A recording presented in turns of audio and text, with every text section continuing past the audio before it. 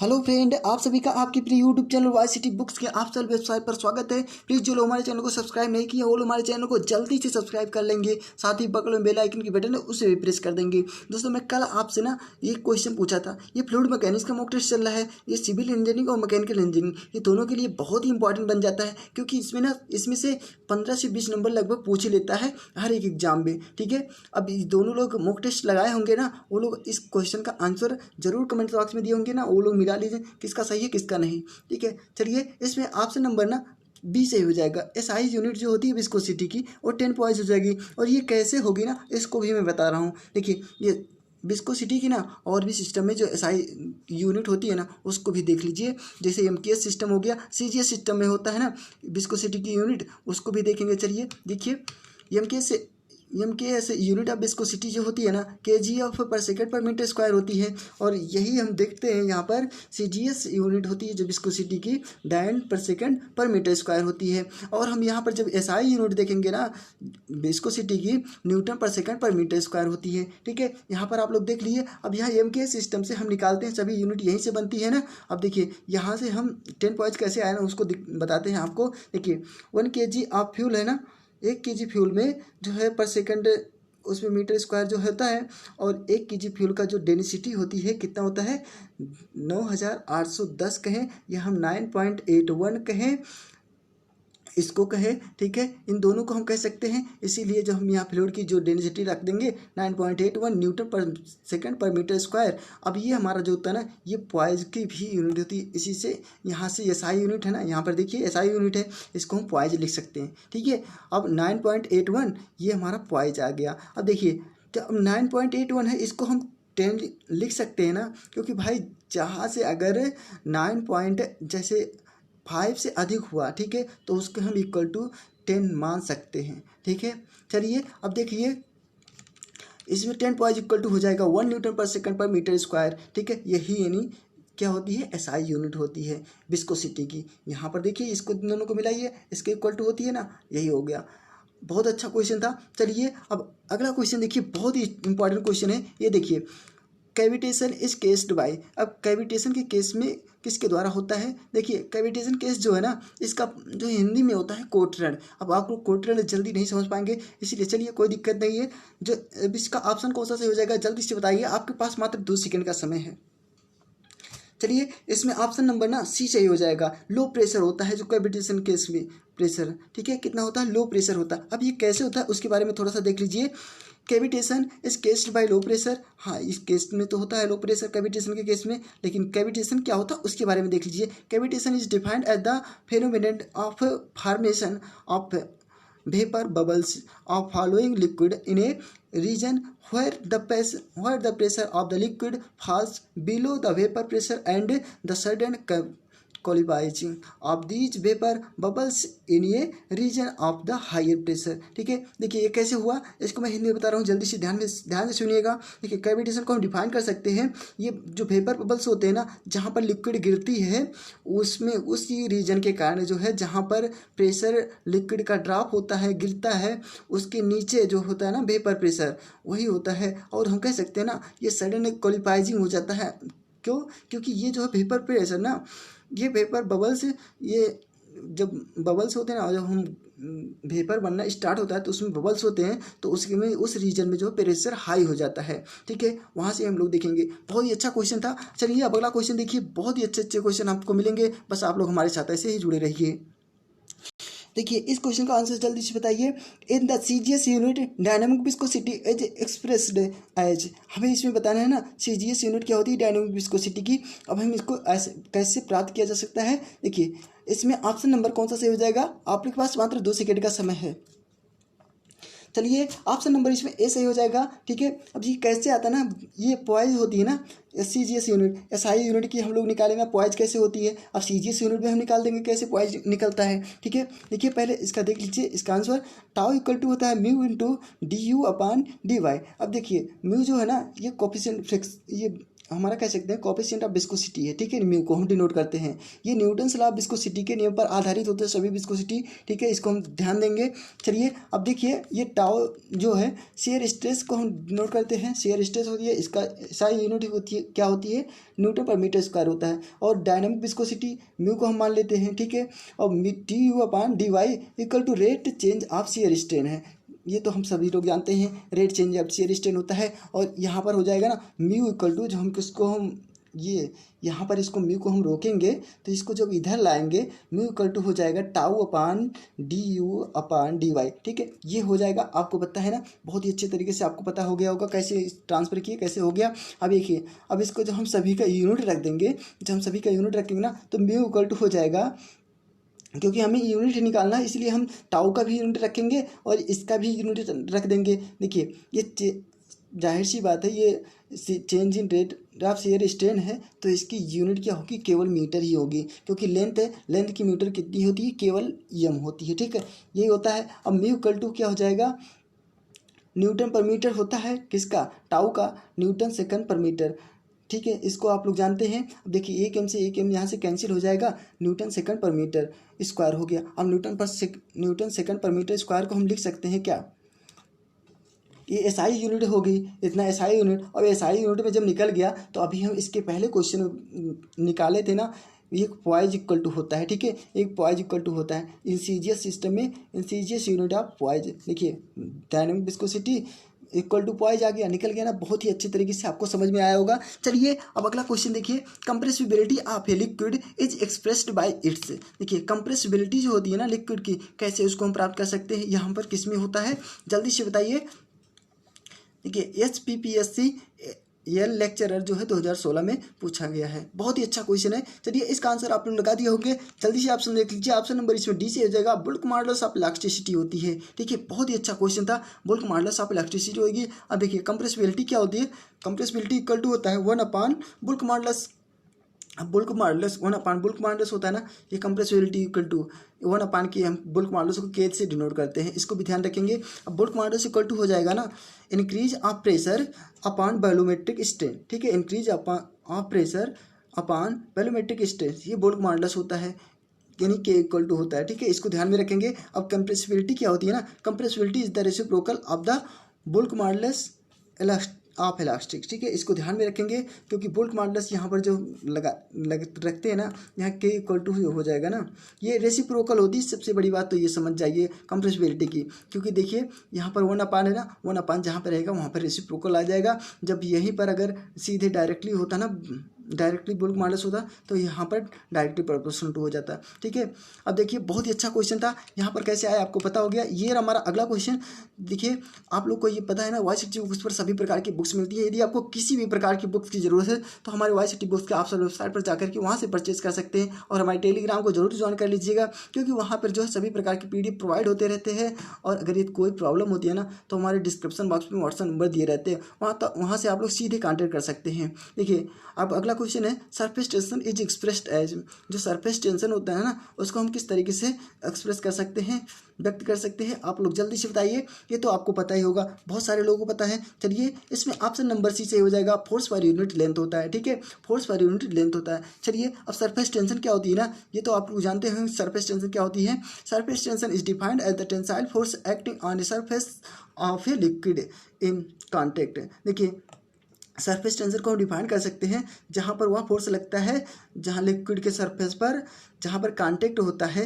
ये लिक्विड के tensile force से जहाँ कांटेक्ट होती है ना एक दूसरे के बीच, ठीक है, और विद गैस, और हम कह सकते हैं सरफेस बिटवीन टू, चाहे गैस पे कह सकते हैं चाहे इन दोनों के बीच जो लगती है ना वही होती है। Two impossible immiscible liquid such that to contact surface behave like a member and under tension, ठीक है, इस तरीके से होता है। देखिए एक प्रकार से हम सीधी सी बात है बहुत ही सिंपल बात में समझ जाते हैं। देखिए मैं एक फिगर बनाता हूँ ना, आप लोग समझ जाएंगे। देखिए यहाँ पर एक लिक्विड भरा है, ठीक है, ये लिक्विड का सरफेस है।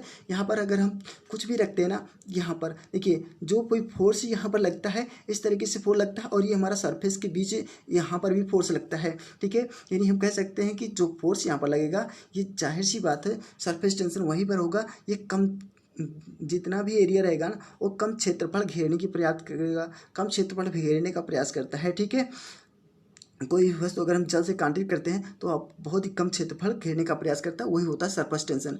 वहाँ पर जो है फोर्स लगते हैं वही होता है। चलिए अब देख लीजिए जो सरफेस टेंशन को हम सिग्मा से डिनोट करते हैं, इसको भी ध्यान रखिएगा। टेंसाइल फोर्स अपान यूनिट लेंथ होता है, इसको भी ध्यान रखिए। हम कह सकते हैं सरफेस एनर्जी अपान यूनिट एरिया। ठीक है, वही चीज़ जो मैं अभी आपको बताया इसके पहले। देखिए अब देख लीजिए अगला क्वेश्चन, देखिए बहुत ही अच्छा क्वेश्चन है ये हमारा अगला क्वेश्चन। One poise is equal to, एक पॉइज इक्वल टू क्या होता है। देखिए अभी आपको इसके बारे में बहुत सारे पॉइज के बारे में बताया गया ना, एक पॉइज इक्वल टू क्या होता है इसको मुझे बताने की आवश्यकता नहीं पड़ेगी, चाहे शायद आप लोग जान गए होंगे इसका ऑप्शन कौन सा सही हो जाएगा। देखिए अगर वीडियो अच्छा लग रहा होगा ना तो एक बार लाइक और शेयर जरूर कर दीजिएगा हमारे वीडियो को, बहुत ही अच्छा वीडियो है। चलिए ये हमारा इसका आंसर देख लीजिए, ऑप्शन नंबर इसमें सी से हो जाएगा 0.1 न्यूटन सेकंड पर मीटर स्क्वायर होता है। देखिए ये न्यूटन लॉ ऑफ विस्कोसिटी है। अब यहाँ पर सब लोग लगाए होंगे 10 न्यूटन सेकंड पर मीटर स्क्वायर, लेकिन 10 न्यूटन सेकंड पर मीटर स्क्वायर नहीं, 10 न्यूटन पर सेकंड पर मीटर स्क्वायर होता है। ठीक है, इस तरीके से होता है।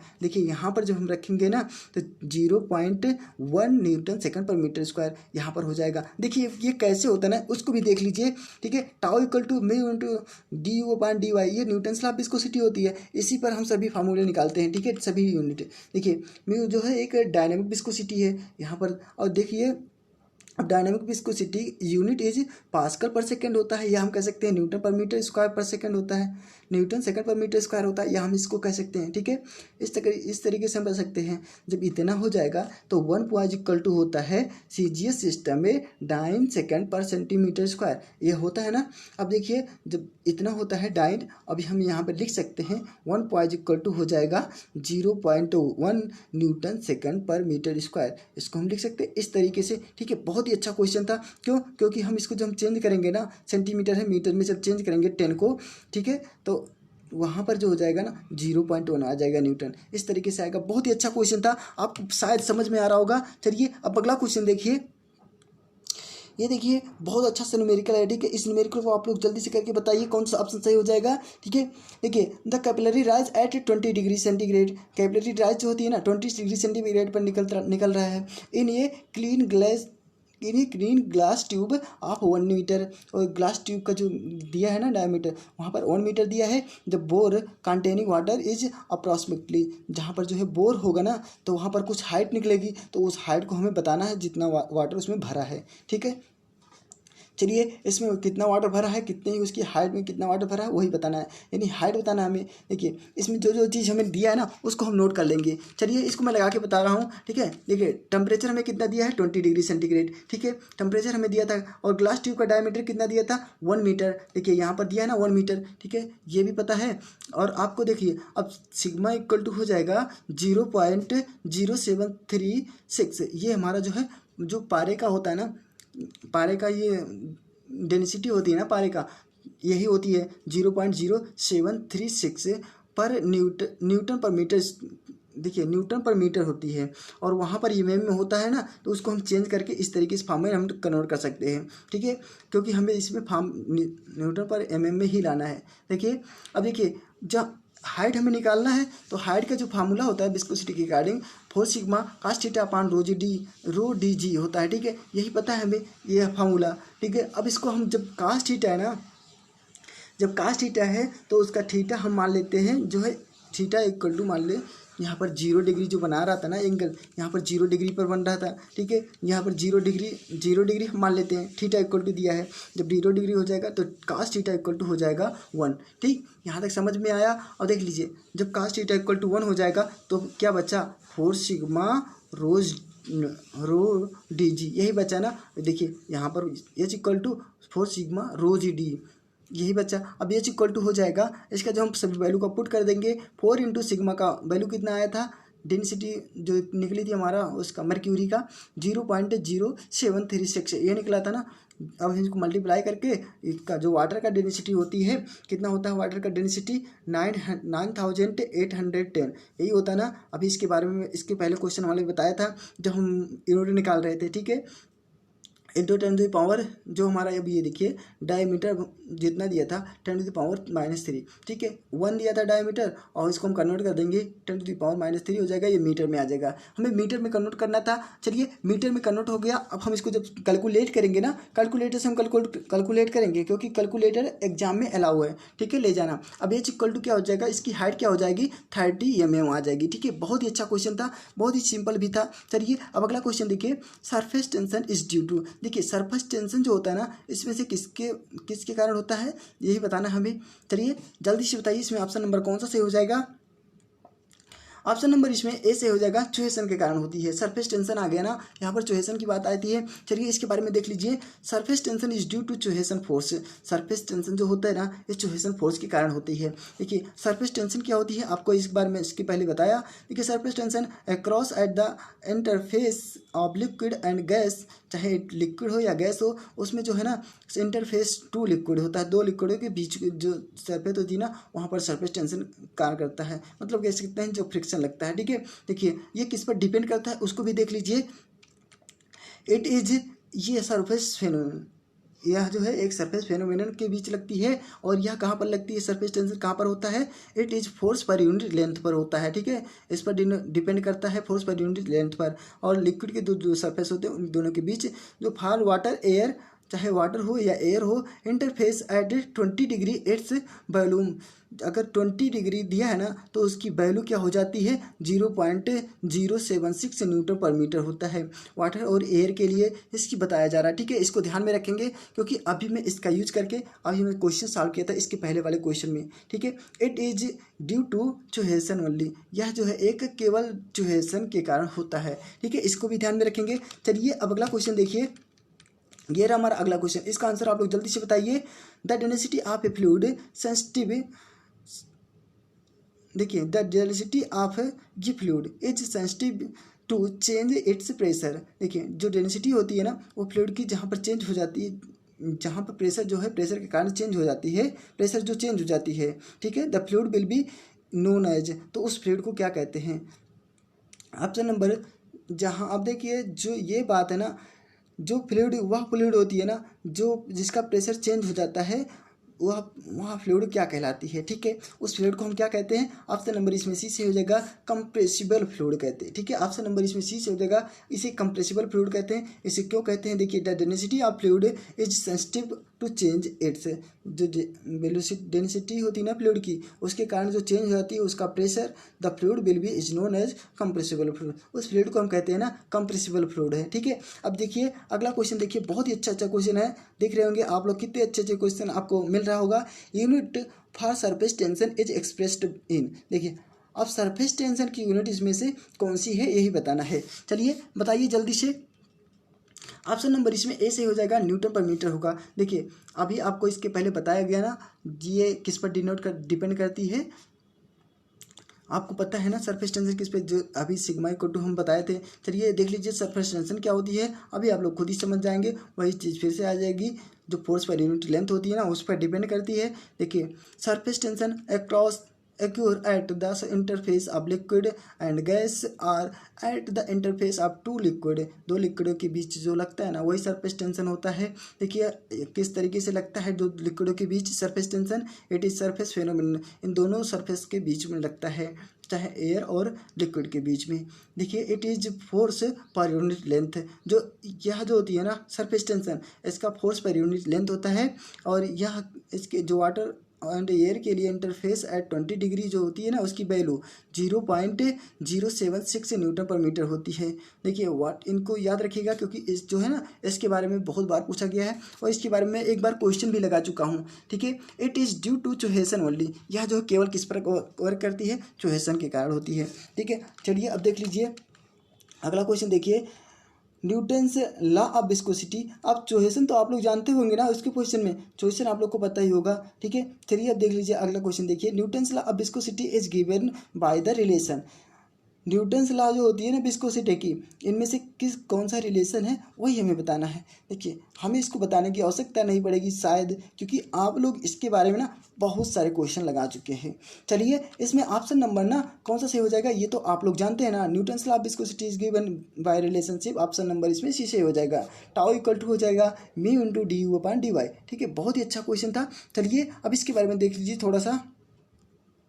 देखिए ये फिगर बना के इसमें बताया गया है। ठीक है, यहाँ पर जो है टाउ, ये हमारा टाउ डिनोट कर रहा है। 1 मिनट में इसको डिनोट कर देता हूँ किस तरीके से हो रहा है। ठीक है, देखिए ये टाउ है ना, ये यहाँ ऊपर जा रहा है, ये टाउ है। ठीक है, स्ट्रेस शेयर स्ट्रेस यहाँ पर लग रहा है, यहाँ पर शेयर स्ट्रेन लग रहा है। ठीक है, d you upon D y है, ये शेयर स्ट्रेन है। ये हमारा जो है ना, ये सीधी रेखा में जो जा रही है ये न्यूटोनियन फ्लूइड होती है। इसको ध्यान में रखेंगे क्योंकि इसका यूज मैं कई बार बता चुका हूँ, और देखिए फिर से भी आया मौका तो आप लोग जान जाइए। देखिए अब ये जो है ना, tau is directly proportional to हो जाएगा strain, shear stress directly proportional to strain होता है ना, न्यूटन्स लॉ यही कहता है। ठीक है, tau is directly proportional to shear strain. देखिए अब टाउ जब d you upon D y हो जाएगा, tau directly proportional to according to the Newton's law of viscosity के कारण, तो यहाँ पर जैसे ही डायरेक्टली प्रोपोर्शनल टू हटेगा तुरंत इसका कुछ कांस्टेंट आ जाएगा। कांस्टेंट क्या हो जाएगा, जो विस्कोसिटी है ना वही कांस्टेंट हो जाती है, यानी टाउ इक्वल टू हो जाएगा mu into D you upon D Y. ठीक है, ये हो जाएगा। अब टाउ जो है ना शेयर स्ट्रेस है, और d you upon D Y equal to क्या हो जाएगा, रेट ऑफ शेयर स्ट्रेन है। ठीक है, आप लोग न्यूटन्स लॉ पता ही होगा। ठीक है, न्यूटन्स लॉ क्या होता है, देखिए Newton's law state that shear stress is directly proportional to shear strain within elastic limit, यही होता है न्यूटन्स लॉ, उसी के अकॉर्डिंग यहाँ पर बताया गया है। चलिए अब अगला क्वेश्चन देखिए, बहुत अच्छा क्वेश्चन है। The equation of state for a perfect gas is, जो इक्वेशन है ना ये इसमें से परफेक्ट गैस के लिए कौन सा उपयुक्त है यही बताना है हमें।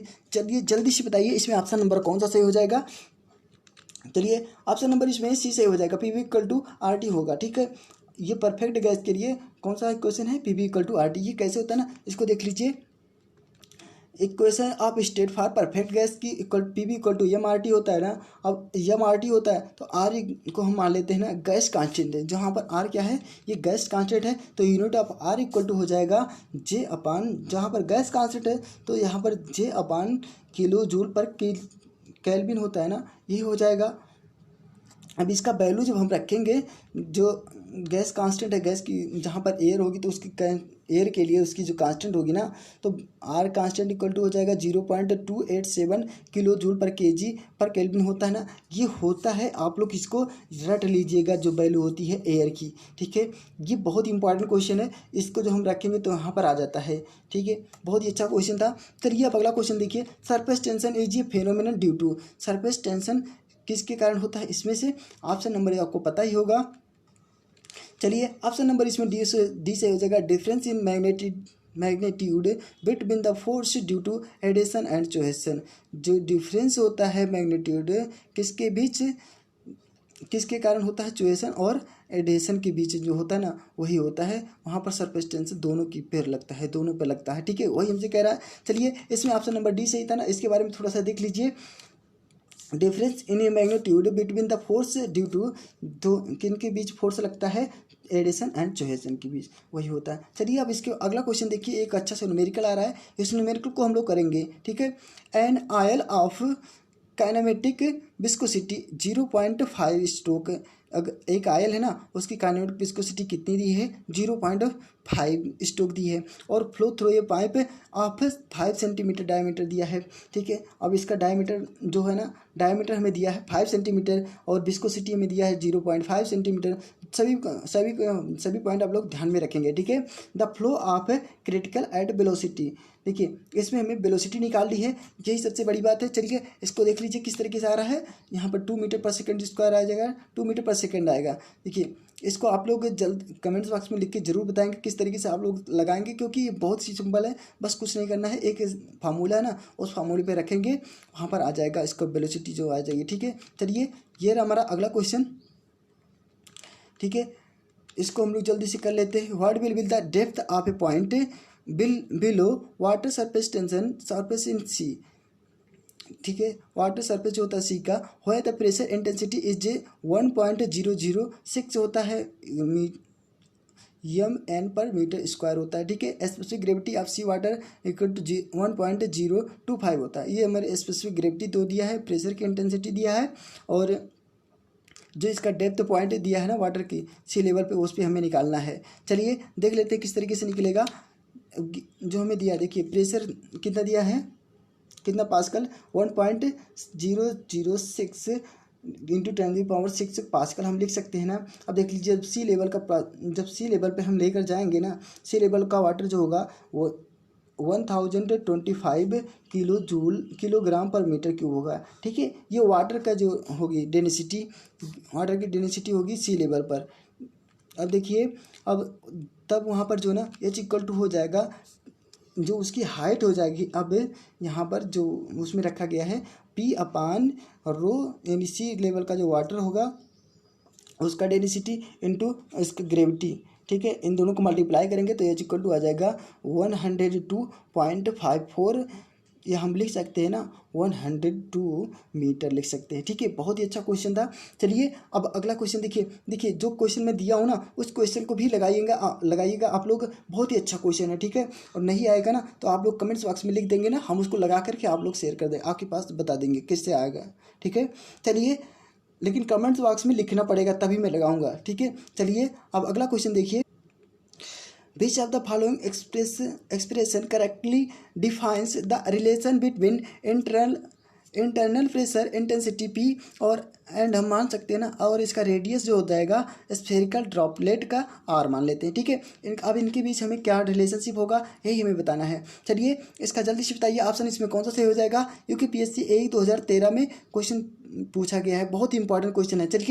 चलिए इसका ऑप्शन नंबर देख लीजिए, ए सही हो जाएगा, ठीक है। P is directly proportional to 1/ρ होता है। बहुत ही अच्छा क्वेश्चन था, इसको याद रख लीजिएगा, ध्यान रखेंगे, क्योंकि इस पर जो भी न्यूमेरिकल लगाया जा सकता है, क्योंकि पूछ लेता है इस पर भी न्यूमेरिकल।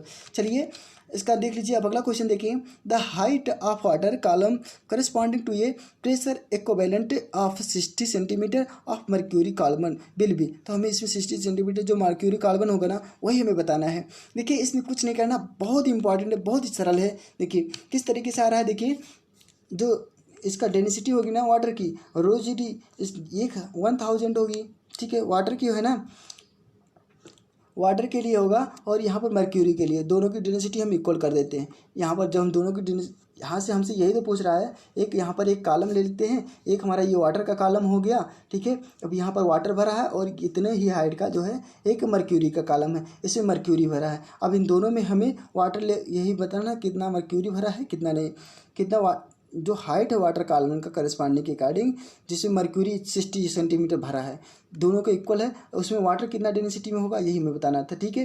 वाटर के लिए बताना हाइट। देखिए किस तरीके से होगा, दोनों का जो हम डेंसिटी इक्वल कर लेंगे, ρ/g/h अब मर्क्यूरी के लिए और ρ/g/h वाटर के लिए, इन दोनों का डेंसिटी इक्वल हो गया। अब यहाँ पर हम मर्क्यूरी का वाटर का डेंसिटी क्या होता है 1000 होता है, और जी आप लोग जानते ही होंगे, उससे बताने की ज़रूरत नहीं है। SW जो है ये हाइट ऑफ वाटर है, ठीक है। और यहाँ पर जो वाटर मर्क्यूरी की डेंसिटी होती है कितनी होती है 13,600 होती है, इंटू जी इंटू 0.6 जो अभी दिया था यहाँ पर 60 सेंटीमीटर दिया था, इसको हम मीटर में कन्वर्ट कर लिए, इसको हम सेंटीमीटर में ही रहने देंगे, ठीक है। 6 mm था, अभी हम इसको जब कन्वर्ट कर देंगे ना अपने आप ही यहाँ से एक 10 निकाल देंगे तो अपने आप ही निकल जाएगा। देखिए यहाँ से जी का मान कैंसिल हो जाएगा, तो height of water equal to कितना हो जाएगा 816 हो जाएगा, ठीक है। बहुत ही अच्छा क्वेश्चन है, आप लोग देख रहे होंगे कितना अच्छा क्वेश्चन लगा, बहुत ही सिंपल भी था। चलिए अब अगला क्वेश्चन देखेंगे, बहुत ही अच्छा, ये भी न्यूमेरिकल है, सभी न्यूमेरिकल को आप लोग जरूर करिएगा क्योंकि बहुत ही अच्छा है। And oil with specific gravity 0.85 and viscosity 3.8 poise flow in a 5 centimetre diameter horizontal pipe and g at कितने पे जो हॉरिजेंटल पाइप है 2 मीटर पर सेकंड है, ठीक है।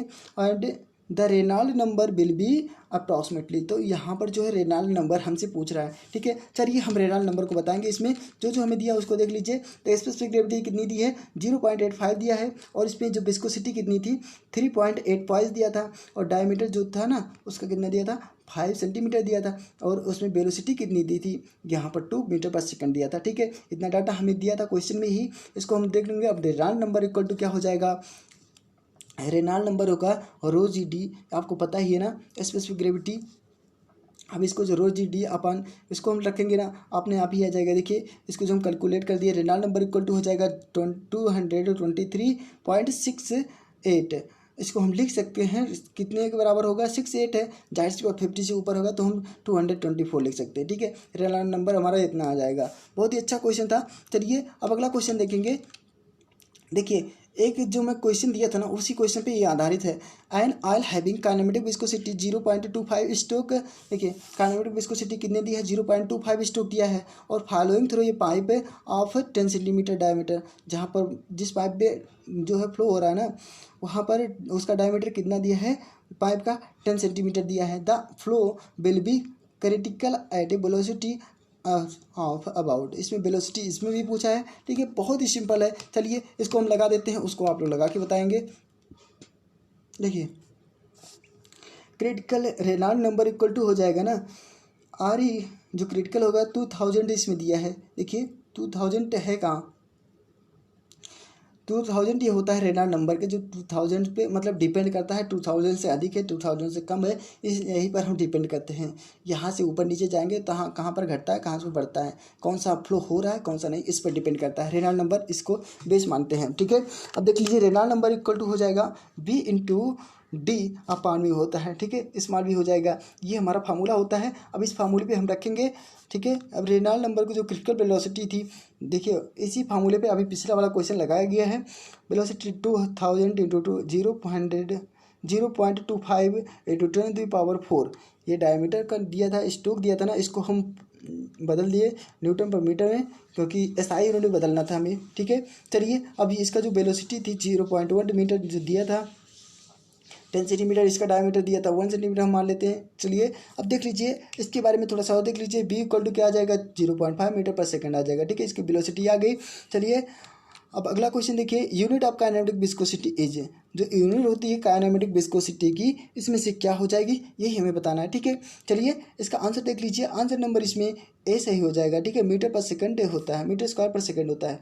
काइनेमेटिक विस्कोसिटी की बात की जा रही है, डायनामिक विस्कोसिटी की अलग यूनिट होती है और काइनेमेटिक विस्कोसिटी की अलग यूनिट होती है, और विस्कोसिटी की अपने आप में एक अलग यूनिट होती है। इस सभी पॉइंट को आप लोग जरूर ध्यान में रखेंगे।